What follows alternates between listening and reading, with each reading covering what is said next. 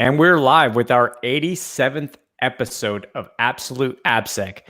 I'm Ken Johnson at CK Tricky on Twitter, joined by my co-host Seth Law at Seth Law on Twitter. Seth, say hi. Hey, everybody. Welcome back to another episode of Absolute AppSec. We're excited to join you this week. We've got Abhay on, good friend of ours that we've been seeing at conferences for years, right? Like that seems to be where we run into each other and go hang out because we're always the traveling contingent. So yes. So we'll have a good discussion with Abhay on all sorts of things. I don't think we have a lot of news or stuff that we need to cover today. Outside of the Black Hat class, obviously we want to promote that. That we'll be giving our a next level bug hunting code edition, right? That's what it's called at Black Hat. But it's our secure code review course. We're going to be digging in. We got a special version primed and ready for Black Hat. So please consider us if you're going to be there. I'm pretty sure Abhay is going to be there as well. Or maybe, yeah. Yes, we're doing 2 programs there. So yeah, we're definitely going to be there. Yeah. What programs are you giving? So one is our DevSecOps one. We have last time we did the 4-day masterclass, DevSecOps Masterclass. That was like a pretty intense class. It went really well. This year we come back with the same class with a little bit more content, obviously a lot more updates from last year, and we also add a new class called the Kubernetes Security Masterclass. So we kind of give like a 2-day Kubernetes deep dive, attacking, defending both perspectives. Just to see how, just for people to understand how it can get compromised at the same time, how it can be protected against said compromise. So that's cool. Essentially what we do. Yeah, I mean, both 2 days. Yeah, that's 2 days. Yeah, okay. Yeah. Kubernetes is 2 days. Yeah. Cool. Awesome. Yeah, I mean, Kubernetes is that's one of those so hot right now, right? So hot. Yeah. Yeah, it's like that Zoolander meme, right? So hot. Yeah, it's so hot right now. We always have a discussion about, do you really need Kubernetes, right? Like but you should secure it if you have it for sure. So yes, definitely. Yeah. The other thing that we've been running into, I haven't been booking a lot of. I will be at B-Side Salt Lake City in a couple of weeks, right? That's a local conference for me here. I've been loading a whole bunch of B-Sides events into Hacker Tracker lately. Everything from Vancouver, I think, was last weekend, but we've got San Diego and a whole bunch of others that are coming up, which is super good. Like if anybody out there is going to a conference and is interested in loading it into Hacker Tracker and it's not there, just let me know. I'll reach out to the organizers and we'll get it set up. It's not hard for us anymore. We got the process pretty well dialed in at this point. But I do like, and Abhay, I kind of wanted your take on this, right? We were talking to it a little bit pre-show, is the whole COVID-19 coronavirus stuff that's going around and how it's killing travel for everyone. I mean, I was at B-Side San Francisco and then RSA, and everybody obviously backed out of RSA.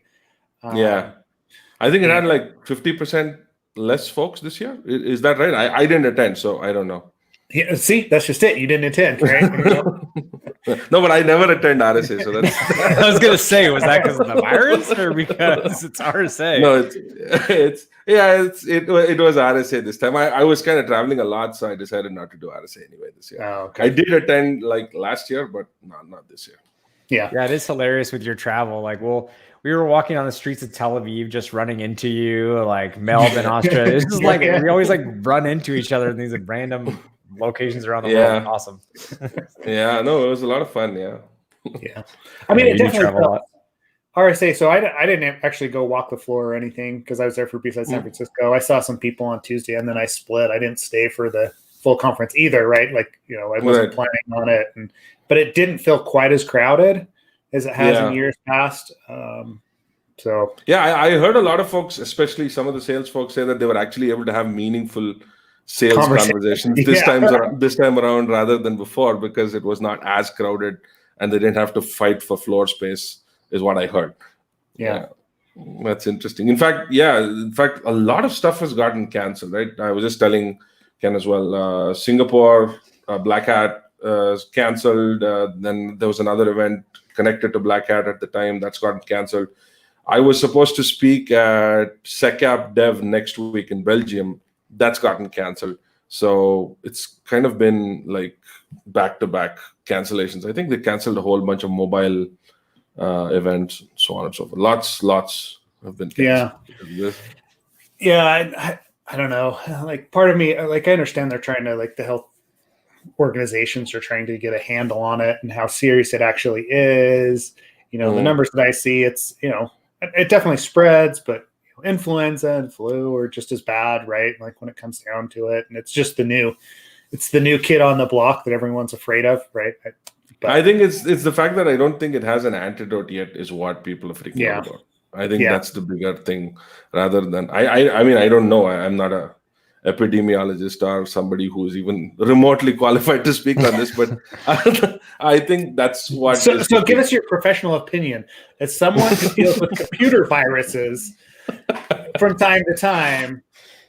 What is your take on a coronavirus? Basically the same thing. It's basically the same thing, It's a virus that my wife and kid are finding great because they don't see me get out of the house much. There you go. Yeah, that's my professional opinion. Dude, I have an awesome tweet for that from Steve Reagan about, like, speaking of professional opinion. Let me put this link out. So like if you see that tweet, but it basically says doctors googling stuff online does not make you a doctor. Programmers, that was funny. Yeah. Anyway, because that pretty much makes it, right? It's pretty true to form right now. Yeah. So it seems like travel and conferences are going to be affected for at least the next couple of months. That was one thing we were wondering about, is what's going to happen with Global AppSec Dublin, because I know that's one of those, if it's far enough out or if it's still going to be. That's in June. Is that in May or in June? June. May, I think. That's in June. Oh, June. Oh, okay. Yeah. No idea. I don't know how. It's just it's far enough out that it could very well just be. Okay, by then it'll calm back down and everybody will be back in, or all international travel will be banned everywhere, and we'll have to. I don't think they can do that. Can they? Can they ban all international travel? I'm not sure that they can do that. I think they can do whatever they want, but I suppose. Yeah. So anyway, we'll see. Hopefully, things will calm back down and we'll get back on the circuit. But outside of that, at least we can talk virtually. Yes, I think this is like the. I was just, in fact, discussing that remote work is probably going to become the in thing now with all of this going on. People who are not able to do it now are going to have to do it and figure that out. So I was actually just talking to Peter. More like people need that to be more introverted. Yeah. No, I was actually just talking to Peter from Secure Code Warrior like a couple days.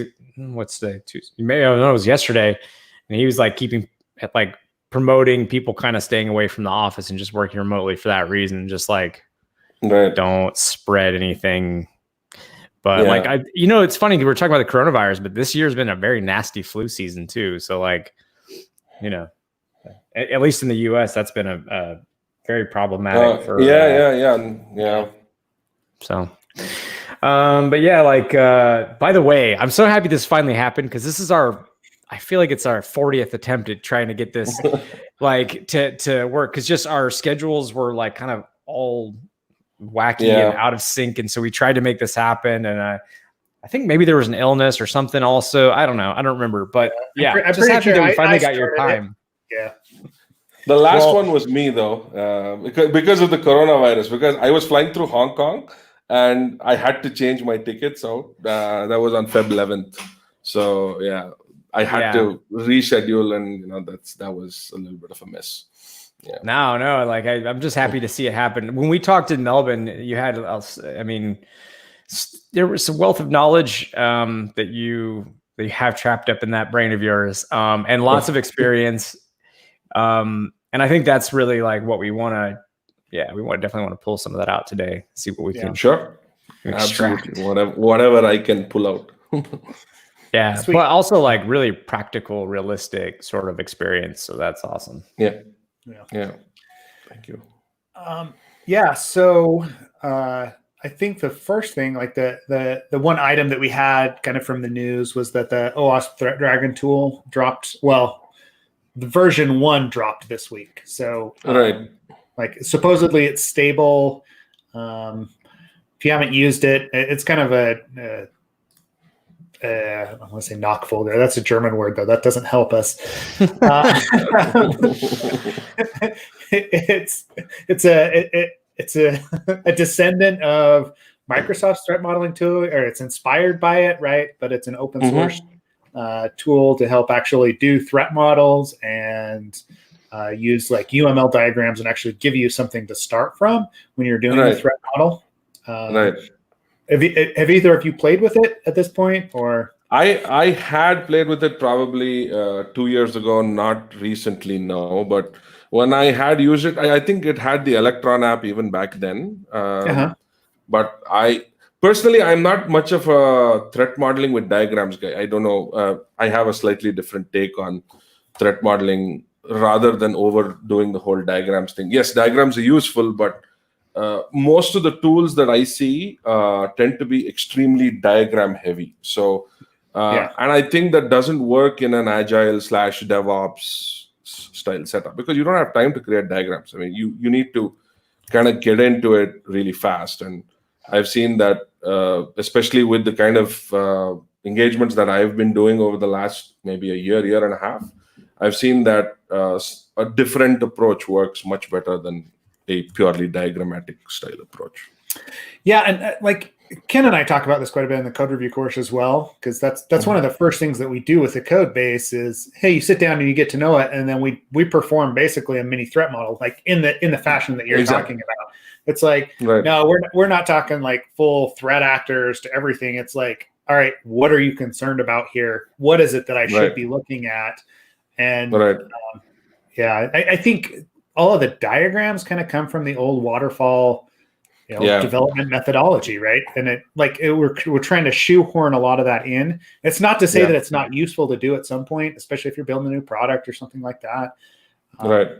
But what I've in fact I teach a lot of threat modeling, and some of the things that I've started to teach are story-driven models. So essentially, story first, right? So when you're doing an agile sprint, you're going to do a sprint planning meeting. That's probably what you're going to do. So in a sprint planning meeting, you take up user stories and you start with the story. So a login feature or whatever feature, you take the story, you break it down to abuser story. So you say that, hey, this is a user story. How can this be at a high level abused? And then you break it down into specific vectors and say that this abuse can happen with a IDAR, this can happen with an injection, this can happen with a what have you, right? So that's like a quick and dirty 1 hour kind of a threat model that you should be able to get done right then and there, rather than have to sit on it for like days. Because the diagram thing, the paradigm itself kind of makes sure that you do it a long time, right? So you sit and you take a while to get, this may not be perfect, but this gets the job done fast. It also gets like cross-functional visibility, right? So you get it, the developers get to understand, the architects get to understand, it's done in an hour, rather than you sitting on it for days and days and days. Yeah, that's so when we were talking about this beforehand, I'm actually trying to get developers to do that, like not so, because we do our own threat modeling, and like Seth said, it's not, I don't know, like I don't know if it's a formal threat model necessarily. It's more like based off your tech stack, behavior, data at play, stuff like that. Like, okay, these are things to think about. So it's not the full traditional threat model, but like what I would like to see is, and I think we've all agreed upon this at work, is we'd like to see more of the developers take ownership of that, so that they, like if you're creating a new microservice or creating a new feature, whatever, like you think about it as you're just like going through that exercise, but it's kind of hard to like pass that information along. It's just, I don't have an answer. I'm just wrestling with it, but I don't know if a tool like this would help, or, you were mentioning you kind of have some insight there. Yeah, in Or fact, some 2 years training? ago, we built out a tool. I'm just going to share that in the private thing. So Okay. this is an open source thing that we built out 2 years ago, and this is kind of based on stuff that we did for pen testing projects, right? So when we started doing pen testing projects, we start off with a threat model. Of course, our threat models when we do pen testing is offensive, right? So we look at a feature, we kind of break it down into things that we can do, and break it down into vectors that we can use to test for it. So we kind of break it down into security test cases, if you will, right? So this tool that we built called Threat Playbook was kind of like that. So you can capture story-driven threat models as code, like in a YAML, and you can parse it, and you can also link like vulnerability results into it. So you can actually see what is the coverage of your threat model and so on and so forth. So you can get a ZAP result in or a code scanner, and you can map it against the threat model and see that, these are the kind of results that are kind of being mapped out against this threat model. So this is something that I've been working on kind of on the side. It's not really it's an open source project, so I've not been able to give it as much time as I'd like. But yeah, this is something that I'm doing a lot of this month. In fact, since all the travel has been canceled, I'm hoping to actually sit and get a little more traction done on this particular thing.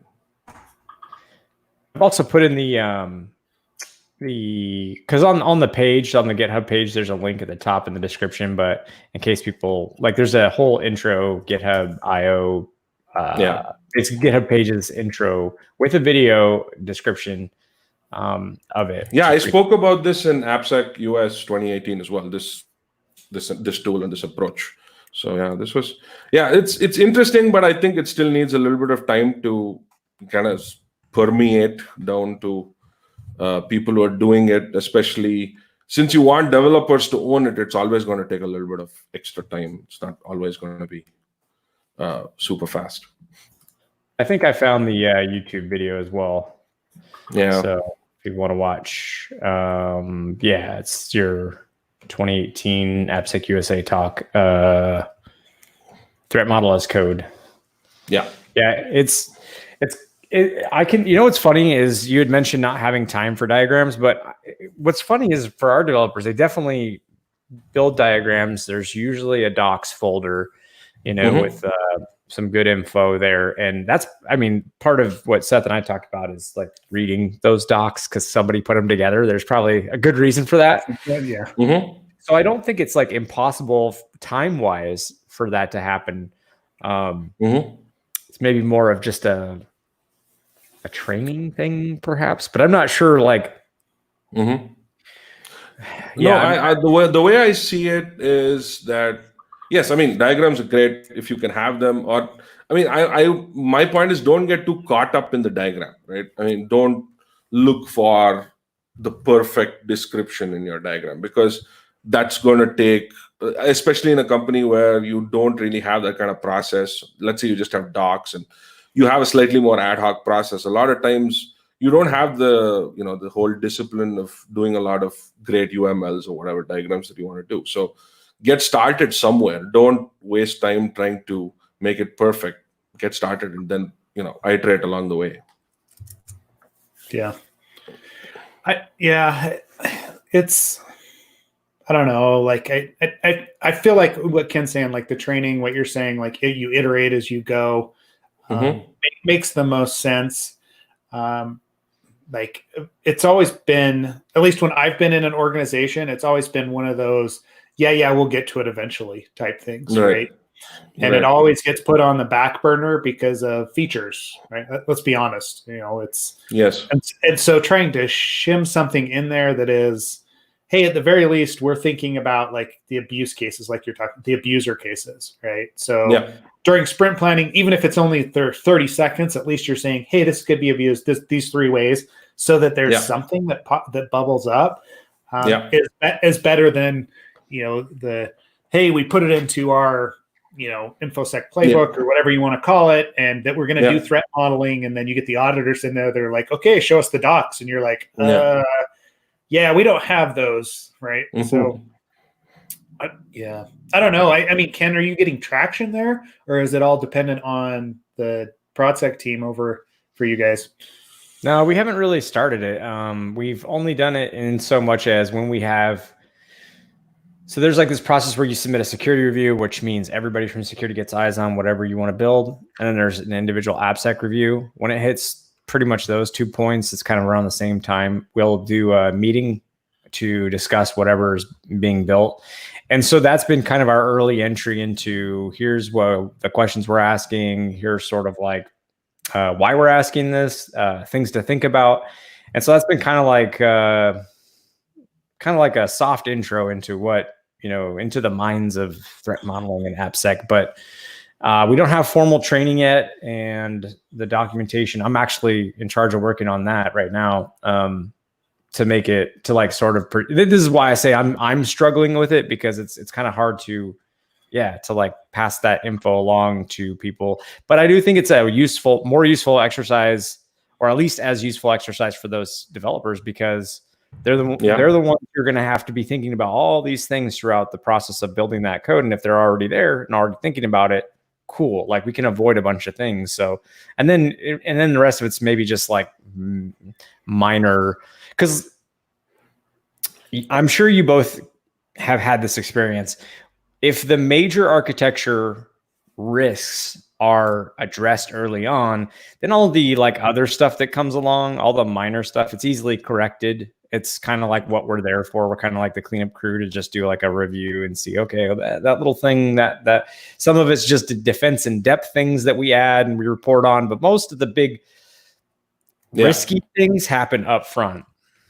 Yeah, I agree. In fact, if that's the thing I've started to see, especially as we do feature modeling, because if you do that, then the big ticket items get addressed early on. So the big flaws, the authorization flaws, the big injection flaws, all of that stuff gets addressed early on. And later sprints, you actually find that you're only looking at very specific business logic or very specific very specific flaws that have already been baselined. The other stuff has already been baselined. You're only looking at stuff that you've probably missed out or very specific to that feature or something like that. So that's something that I have seen.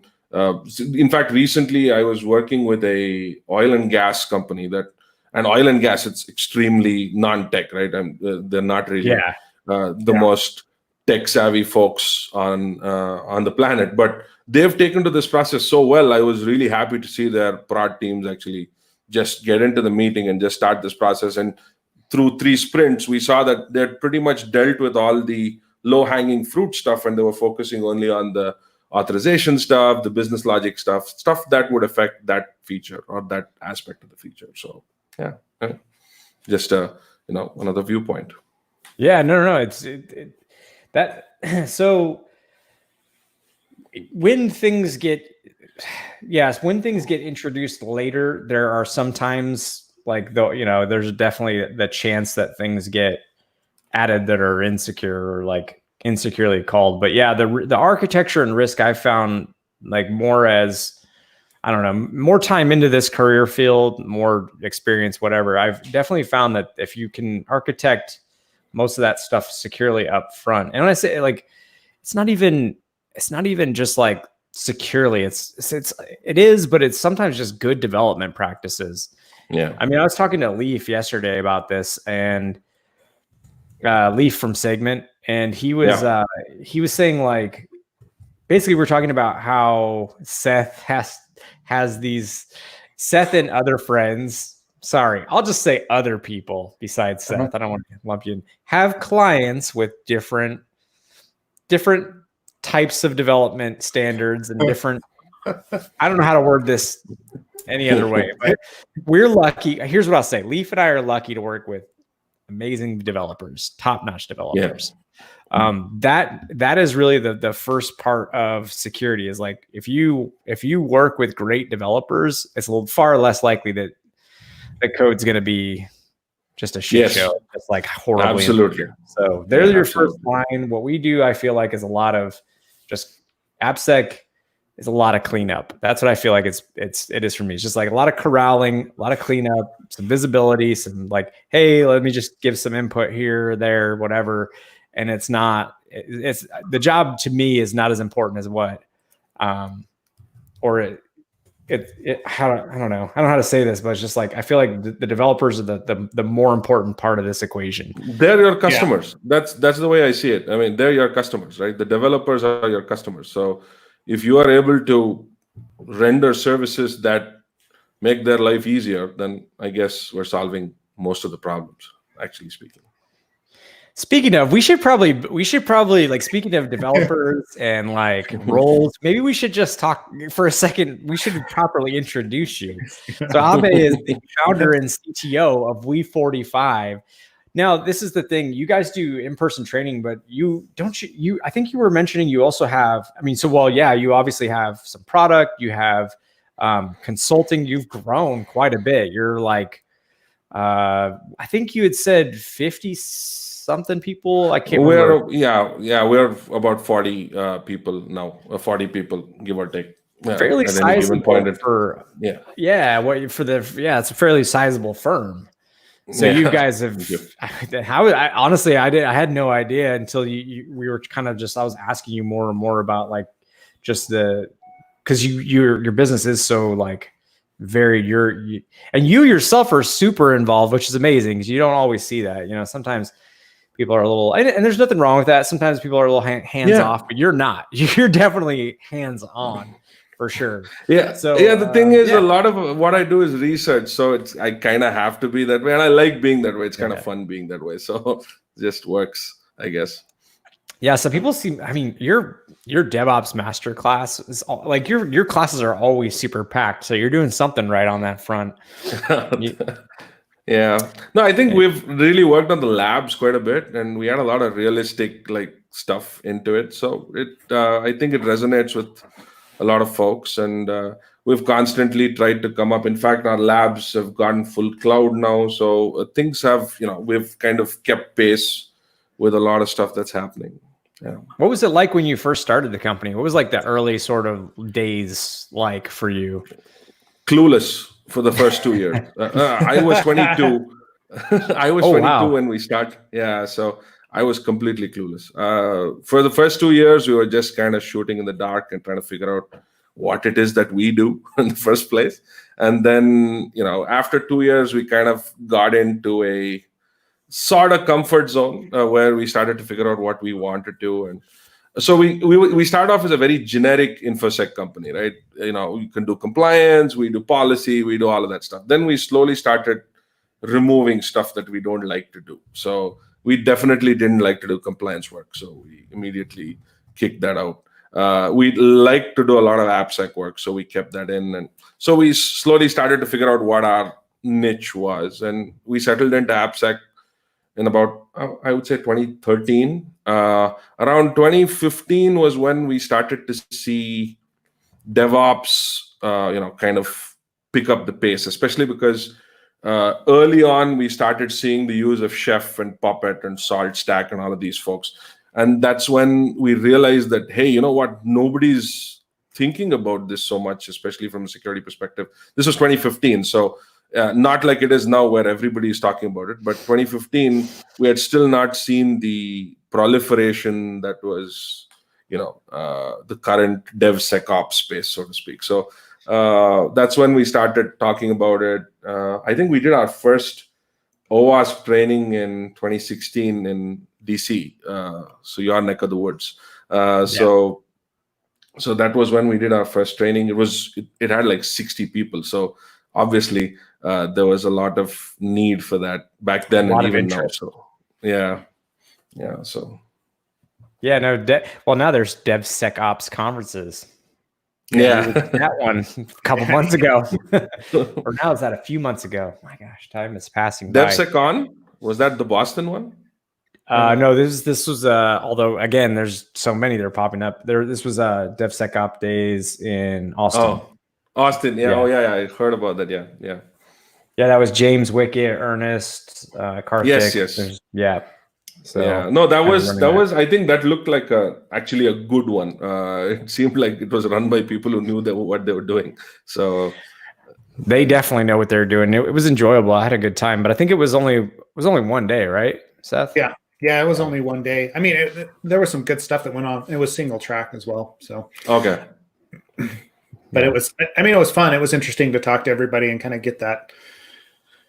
Yeah, I mean, like you said, right? It's just blown up so much. Everybody's got kind of their own take on what DevSecOps actually means and where they insert into the the DevOps pipeline, and whether it's AppSec related or container scanning or whatever else you want to call it, right? Like pretty much everything is DevSecOps these days. I mean, if you're doing some kind of monitoring, it's called DevSecOps. Anything is DevSecOps.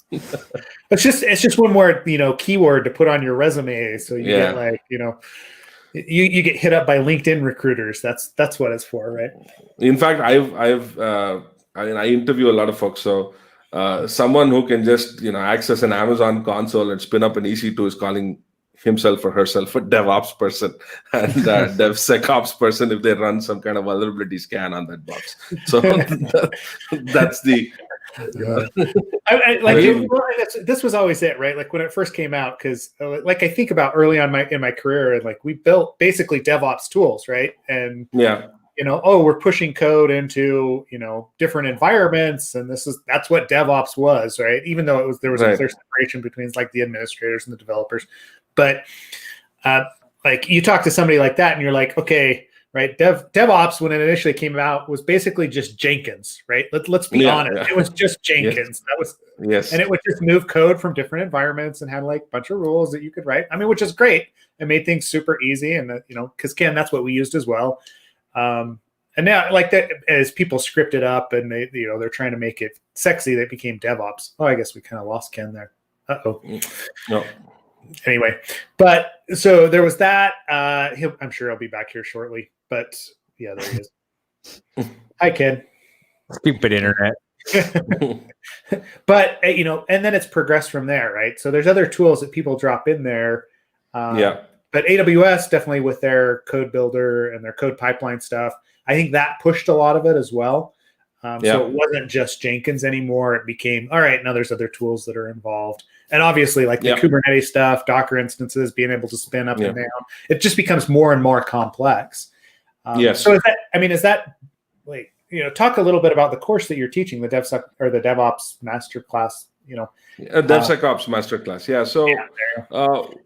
So the first 2 days are essentially a little AppSec focused, where we start off with static analysis, source composition analysis, and different strategies to implement that in the pipeline, right? So you have different tools that you can use, and there are obviously strengths and weaknesses. So some tools are syntax tree driven, and some tools are regex driven. Some tools are a combination of both those things.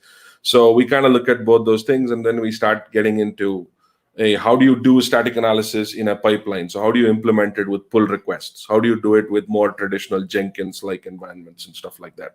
So that's a little bit. And then a lot of the stuff we cover after that is around dynamic scanning. So we actually do a deep dive into Burp and Zaps API that you can use to script up as part of continuous scanning. So we kind of use stuff like Selenium and other orchestration, test automation frameworks, passing that through Zaps API, proxying all of that traffic, and then producing like parameterized scans rather than trying to do, your spray and pray kind of scans that we typically see with a lot of DAS tools. So we look at that, and then we look at orchestrating all of this in multiple pipelines as part of the build process, as asynchronous pipelines. So it's really hands-on. So they get like a full hands-on experience of what they're doing. The next day is day 3 is very cloud-centric. So we look at AWS and Azure and how you can do all this stuff there, and how you can use different AWS things. So like you can use a lot of AWS services like Lambdas and step functions to trigger a lot of security tasks. So that's something we look at.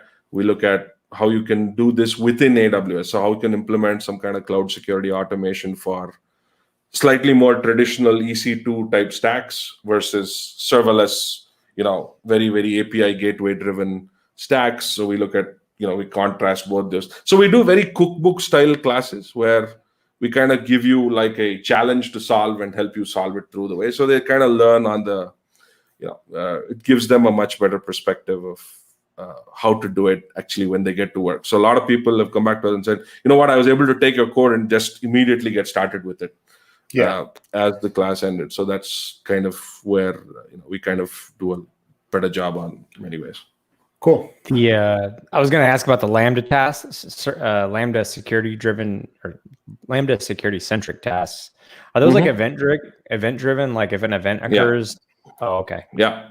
So in fact, recently I did a talk in AppSec Cali where we used only Lambdas to run DevSecOps pipeline. So using step functions in Lambda. So you make a GitHub pull request, it automatically triggers a Lambda that scans the affected files, and it would write a comment back to GitHub's pull request, and then source composition scan as well, and write that back to a pull request. Oh, so is it okay? So is it like scan? So it sees a new pull request open. Does it scan the diff of the files changed? And then yes. Just like if there's anything, because we do something similar internally, but we don't use Lambda for that. But that's an interesting way to do that. Is it? Oh, that's really cool. Yeah, I really like that idea. So like if something's detected in that diff that might be like potentially an issue, that's when okay, nice. So the idea here is. So it actually like posts a comment back like this is potentially dangerous. Yeah, nice. So it kind of formats it into a nice markdown table and says, hey, these are the issues, line number so and so. You have this bug, whatever. So the idea here, especially from my AppSec Cali talk, was that you don't need persistent infrastructure to do CI/CD. Yeah, you because that's going to get popped. Jenkins gets popped all the time. Why are you running Jenkins? Why are you running Jenkins? I mean, what do you expect? Because how else are we supposed to get remote code execution? During the environment. No, that was one of my quotes. I said, you are expecting a remote code execution platform to not have remote code execution. Yes, perfect. Exactly. How is that going to happen? It's not going to work. So that's why my talk was largely using step functions, lambdas, Fargate, and ephemeral environments to run CI/CD. So that was the premise of the talk. And I really took a giant crap over Jenkins. That was the opinionated part of the talk. But, dude, I've been doing that in DevOps talks for like years, so don't worry about it. Yeah, those things. It's like horrible. And honestly, like to even understand how to secure it somewhat is like, you're not running across. No, it's extremely complex, right? It has so many plugins. It's like WordPress, right? Yeah. You can't secure WordPress. You can try as much as you can, but there's one plugin that's always going to hose you, and that's some random plugin which does some SMTP thing somewhere, and that's going to have remote code execution. Yeah. They'll alert you later once somebody's publicly announced that it's vulnerable. Thanks. But in the meantime. No, it's hard. It's a very complex ecosystem. So and the point is you don't need it. In fact, GitHub, GitLab, I think most of I'm sure you would be able to probably give it a better spin than I have, but most of these environments are ephemeral anyway. So why do you want to run persistent infrastructure? Yeah, that's the point. Yeah, I mean, here's a question for you. Have you ever had someone in your training like have a oh crap moment, and then they go in and like to their own work console and try to fix something? I'm curious if you've ever experienced that. I have, definitely. It happens a lot, especially with the AppSec training.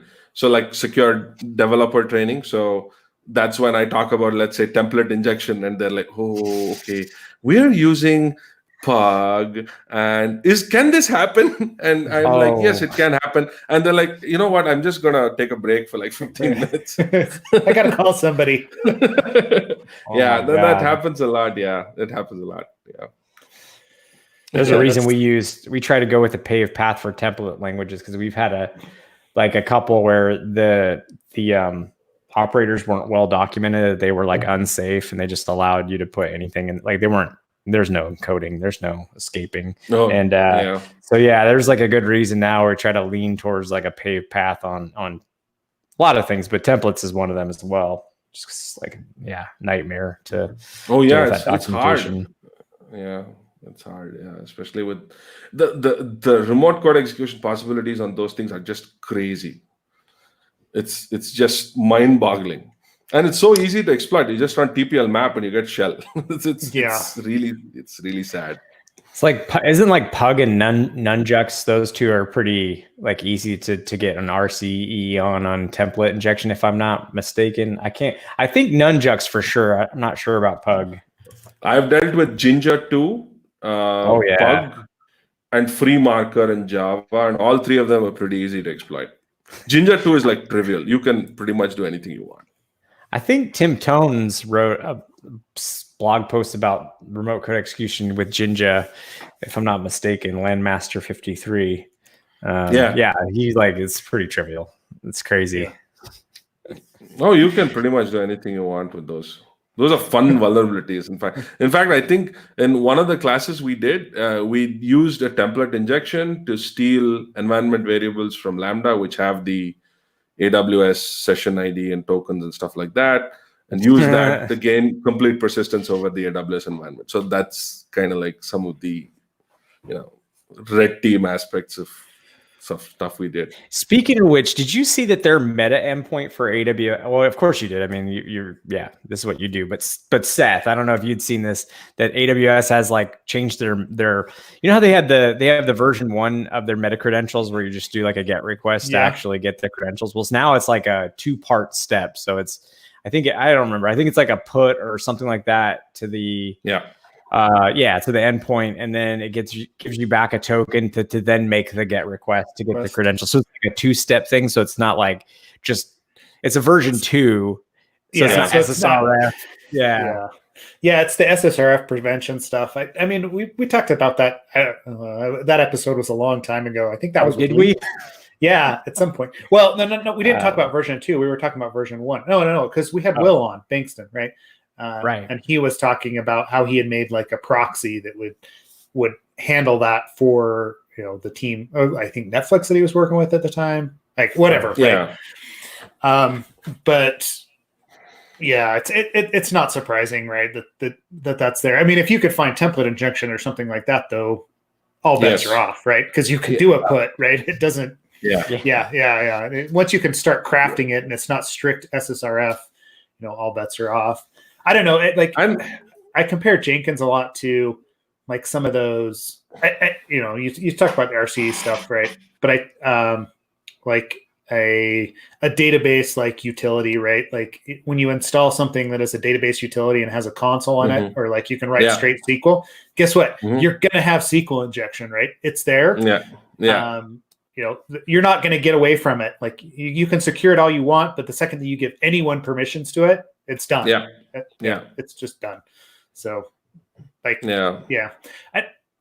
far as using like serverless or the ephemeral stuff, like I feel like that's the way AWS was trying to push us with code pipeline and code build, stuff like that. GitHub makes that really easy to do. So so basically the theme for this episode is don't use Jenkins. Is that what you want us to tag it with? I guess don't use Jenkins. Don't use Jenkins or any. Jenkins is WordPress. Yeah, got it. Yeah. I like the title of that. Nice. Are there any trends you're seeing with your customers that are like, because somebody was asking for Seth and I's kind of quote on trends. And I think the one thing we talked about was, the NPM team building sort of like a security risk API where they use different metrics to sort of to say whether or not this package might be like a higher risk package. So we definitely think that that's one trend that's kind of popping up is just like the open package managers kind of moving towards securing the supply chain. But I was thinking about it and I couldn't really think of, I don't think Seth and I really, there wasn't a lot else that was brand new that we could think about in the, in the AppSec sort of space. I'm not sure if on the DevSecOps or AppSec front, you're seeing some new trends or anything that, your customers are kind of talking about. clearly you're doing some work with Kubernetes and containerization and securing that, which is its own thing. Yeah. So one trend that I think definitely, I don't know whether it's going to stay, but I hope it does, is the whole authorization and generally security controls outside of the application kind of thing. So I probably didn't phrase it well. So the idea here is that you have frameworks that are specialized to do very specific things that sit outside the application, either in a proxy or in some other, as a sidecar container or, some other injected container into that environment that handles security decisions. So like authorization, for instance, you don't need to make changes to your application, but there is this library like Open Policy Agent or something like that that handles authorization for you as a service. So you don't. So the idea here is that developers don't need to build any security controls into their app. It's kind of taken care of from these third-party frameworks that handle different aspects of security in very, very specific ways. So like things like Open Policy Agent is one, service meshes for Kubernetes is one. This is in fact even like RBAC stuff with a lot of the frameworks. I'm seeing that there's likely, especially in I kind of follow a lot of the DevOps events, not the security events so much nowadays, because that's kind of where we're going, and security is kind of 6 months to 2 years behind that, right? That curve. Yeah. So I'm seeing that most of them are getting into things like SPIFFE, which is mutual authentication and authorization between services, or Open Policy Agent, where it's managed policy as a service with code. So you write out code that's essentially like a Golang file, a Rego file or something like that, and it essentially manages the authorization, manages the rules for the way you run stuff, the way you authorize people, the way you pretty much do anything. So is that because you have multiple applications that all need to go through essential service, and like, I hate to use the stupid buzzword, but like microservices and yes. Yeah, that's the biggest reason why, right? And today, if you look at the especially in Kubernetes or cloud native stacks, the proxy paradigm has gotten really robust, especially with stuff like Envoy or API Gateway and stuff like that. That's really good. So it's really powerful. It has a lot of features, and it's very extensible. So people are kind of loading that up with all of these different policy-driven stuff and admission controller stuff and other authorization controls that you can do without ever having to touch the business logic of that application. So you don't have to sit and worry so much about your microservice getting compromised through an authentication bypass or an authorization bypass. This is a utopian state, obviously. I don't think we're there yet, but the idea here is that these frameworks do one thing and one thing only, and they do it really well, so that you don't have to worry about it so much, and you can control these as separate elements. So kind of breaking up security as a microservice, so to speak, or different aspects of security as microservices itself. I mean, Seth, you've got experience integrating some of, because like I know you did some work you showed me some work with Cognito and API Gateway, and that's pretty sweet, man. Like seems like Cognito has a ton of options for the actually like handling of authentication. And it makes it like, Cognito you can plug in there, or even things like Ping and other, right? There's other providers that you can throw in as a back end. And exactly what Abhay is saying, like that's definitely the way that development seems to be going, is like we've always said, crap, like why are we building, like why am I writing yet another password routine, right? A password checking routine, a registration page. And so it's actually being abstracted out now, which makes sense, especially in large organizations. But the cloud providers now give you those tools. I mean, part of it is they want to lock you in, right? You start using Cognito, you're kind of locked into AWS, and you can't really switch off of that without having all your users log in and like pull passwords into a different system. And so it's it's kind of a vendor cloud lock-in. But it also makes it super easy to get up and running, because I can just basically be like, oh, I just need, use Cognito and then give me these parameters back, right? Give me the username or the user ID token plus a couple other, their name and whatever it is. And then I don't care because I can map on my end as far as what their authorization level is and everything else. But then, to be fair, I mean, like authentication and authorization was already abstracted out before, if you think about it, because what do most people do? They just put those libraries into their application code and just like set the options and use it as their documentation told you, and go. Yeah. I mean, you're right. From a Django contrib auth or whatever else, right? Like you're using Rails or whatever platform or framework you're at. I think they're just abstracting it further, right? So instead of having embedded in, like Abhay is saying, into the application, so that's something we have to worry about from a code review perspective. All I'm looking at now is, how is it handling that communication with that microservice?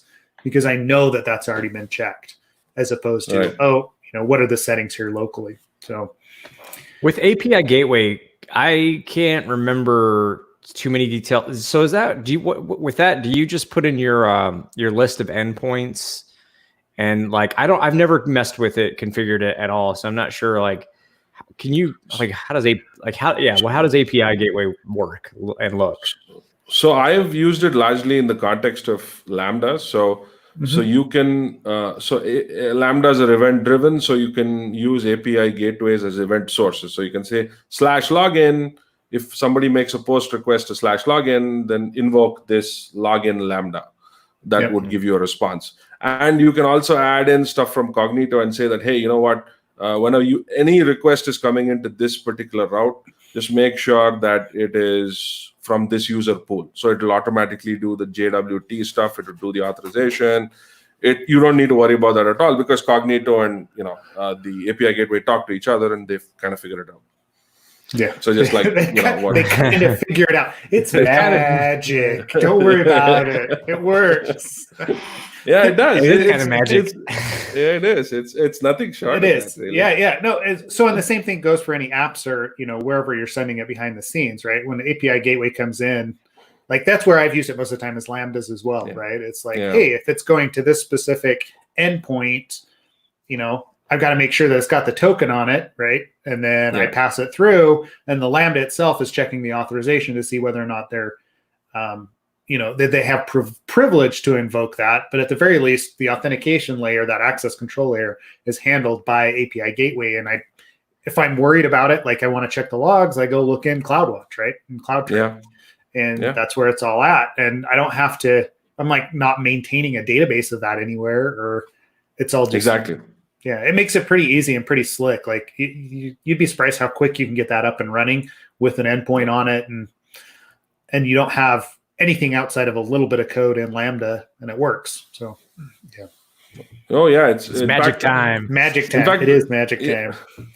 In fact, before the whole Cognito thing, we had a project. In fact, it's still it's our lab project that we still use for a lot of training.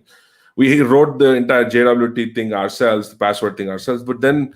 I mean, we kind of, in the new version of that same product, we just use API gateways and authorizers, and that's it.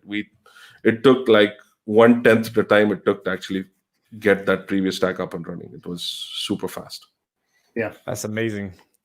It is nice that there all these tools exist now, and all this like stuff is just available to folks. No more easily error-based SQL injectable, forms that are just using horrible authentication schemas and sending forgotten password emails with plain text passwords and just all that crap we've seen over the years. It's I mean, that's kind of cool that there's more and more of this being sort of. It is, but like I also do feel like we're getting into like almost a monoculture of frameworks, though, right? So it's called microservices, but I mean, how many of these are actually using Cognito and using API Gateway? So, like, it's putting a bigger target on those services, and like it hasn't happened yet. But when someone finds a vulnerability in that base level service, there's going to be shit to pay. Like, it's gonna I mean,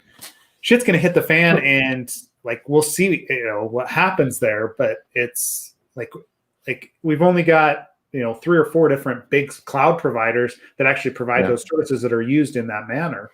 And So it's a trade-off. It really is. So Do you remember when S3 went down? And everybody who used S3, like the internet went worked. down. Yeah. Just went down for the day. It was just done. All providers because S3 went down and everything like relied upon it, and nobody realized how much of the internet relies upon S3 until it was down. It was hilarious. And it's no. In fact, the Cognito thing. I mean, it was not Cognito was not compromised, but there's a whole bunch of attacks where if you use AWS Amplify and Cognito, you have a lot of the secrets exposed to the client side if you're not careful. Yeah. And somebody uses that and is able to completely compromise your Cognito identity pool through that. And well, and so because like I would internal to Redpoint, like me and another guy are working on a little product, like same sort of stuff, and like we looked at Amplify, and that was one of the reasons we're like, oh no, never mind, we're just going to implement this by hand, because we started looking at what was exposed in the S3 bucket, like along with all the Amplify files, and I was like, holy crap, right? Like everybody can dump our entire user base, right, based on the creds that are in there. If you're not careful, you can just have a massive. In fact, we started development on Amplify, and for more than just this reason, we decided to call it quits in the middle, because it was too much. I mean, the opinionated aspect of Amplify was a little too much for us to deal with. So it sounds like we have a similar take on that, because that was it. Like I was like, oh, this is going to be an easy way to get up and running. But then it's like, well, how do I do this? Oh, now you have to decouple everything, and it's going to take more to figure out how Amplify is doing it than it would be to just go and code something up in React or whatever else and just call API gateway behind the scenes. So that's interesting. So I don't know. I mean, if it works for you, great, but just be careful with it, I guess. It is. It's just like But that was the other thing that I wanted to bring up was, like, I know when we had Manico on, a year plus ago, we were talking about this. Like, he's got this whole idea of, hey, there's the one true framework that's going to come out that's going to solve all security problems. Like, just get rid of XSS completely, right? And everybody uses it, will be good. I don't know. Do you feel like are you on a similar? Are you of a similar opinion, right? Like microservices is now kind of the way for, to prevent vulnerabilities. Is that where you see development going? And like with DevOps, is it solving the security problems, or just, where are you at with that?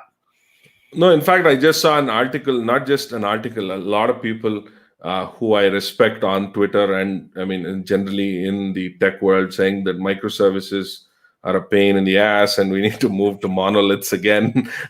And that's happening. In fact, there's a lot of people who are just saying that microservices is just an excuse to put distributed monoliths. So they're not seeing the real value of microservices, especially if you're deploying thousands upon thousands of services. It's becoming much harder to secure, especially with the complexities involving things like service meshes and the way they network and service discovery. It's not easy to do at all. It's not easy to do at all. And that's what takes me back to like the whole, do you really need Kubernetes, right?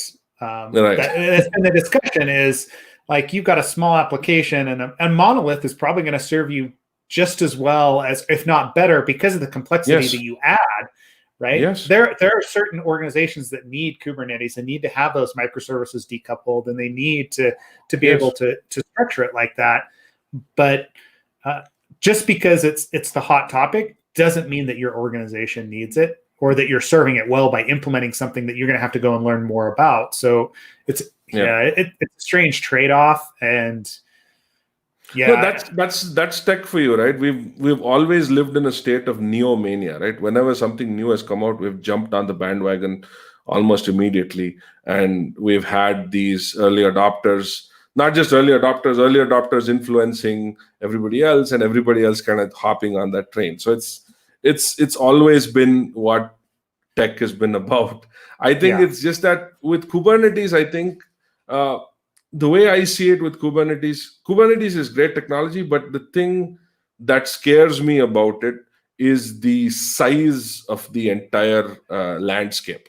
It's so huge, and it's getting huger and huger and huger day by day. So that's what gets me. And for me, I personally prefer things like serverless or something, or Lambdas, where you don't need to worry about it. But my point is, and whenever I speak to any of my customers who are going into microservices or anything to do with Kubernetes or even cloud, my point is you need to be 10 times more disciplined than you were with doing my monoliths, because you need observability, you need logs, you need better monitoring, that needs to be your focus area. And that's where you're going to spend all your time and resources, and not the app itself. The app itself is not a big deal.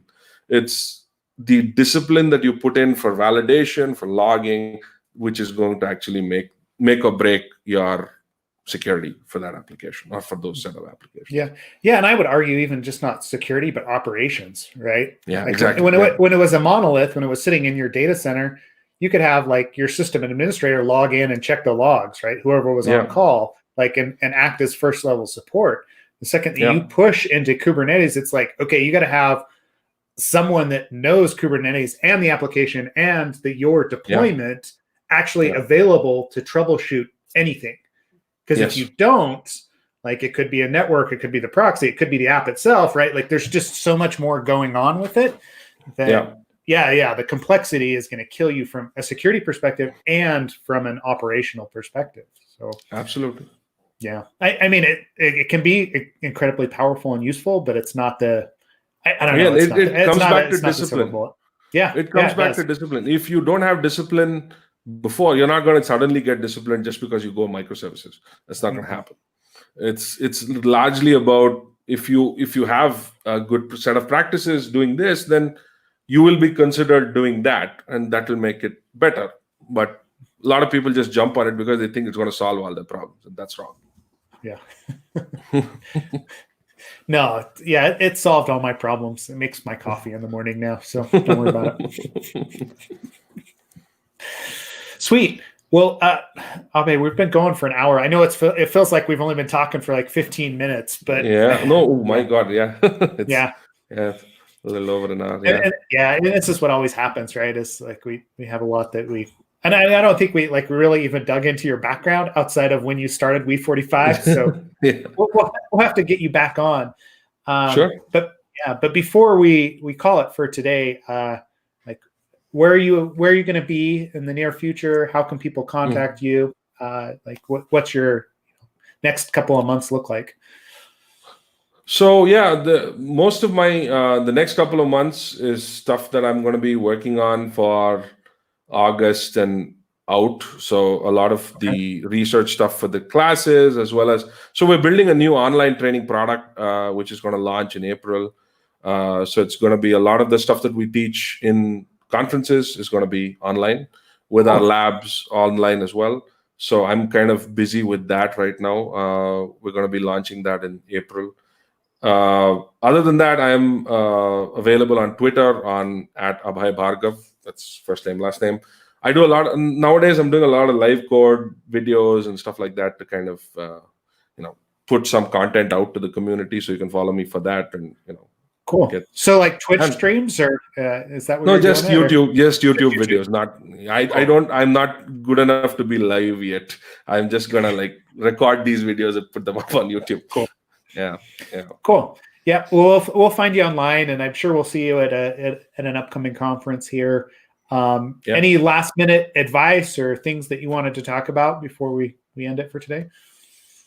Not really. I think I think this was, especially around microservices and stuff around cloud native and DevSecOps. It's like I said, it's very important to be disciplined. I think we dug into that. Threat modeling is very important to do that. Try and figure out easier ways to do that. That's cool. This is what I want to say.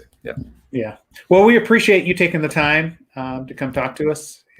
Thank you for having me. Yeah, it's been a while that we've been talking about it. And, so we finally. We love chatting with you. Yeah. No, it was a lot of fun. Yeah. Cool. Well, good. Ken, anything else that you want to bring up for today? Just a reminder, two things. We are again giving our Black Hat course. We are going to start promoting it more. We haven't been specifically haven't been very good about that, but we'll promote it more. The second part was next week we're on a break. I've taken vacation and I don't feel like podcasting from a vacation. So we're back on I know, right? Lazy bum. This is the 3rd. So March 17th, we are back. Yep. But yeah, next week we're taking a little break. So I think we've got, next. So on March 17th, we have Kevin Johnson, Secure Ideas. He's going to join the podcast. So cool. That's it. And then just thank you for joining again, because we've been trying to set this up for a long time. You have a lot of info in your head, and we were able to get some of it, but I feel like we could chat for 4 hours and still not touch. No, it was a lot of fun. I had a great time. Thank you for having me. Yeah. Thanks. All right. Thanks everybody for joining. We'll see y'all in a couple of weeks. Find us online. All right. Bye.